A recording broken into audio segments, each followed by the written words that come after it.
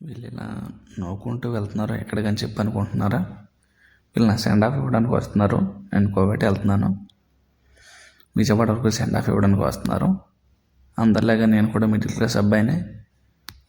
ఇల్లు కట్టుకోవాలి, ఎంతో సంపాదించాలని చెప్పి కోరుకునే మిడిల్ క్లాస్ అబ్బాయిలో నేను కూడా ఒకడిని. అందుకని కోవేట వెళ్తున్నాను.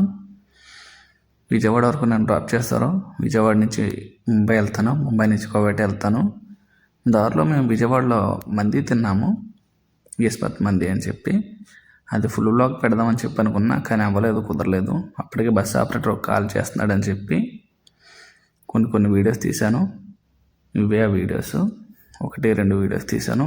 అందులో ఇది ఒకటే బాగుంది, అయితే పెట్టాను.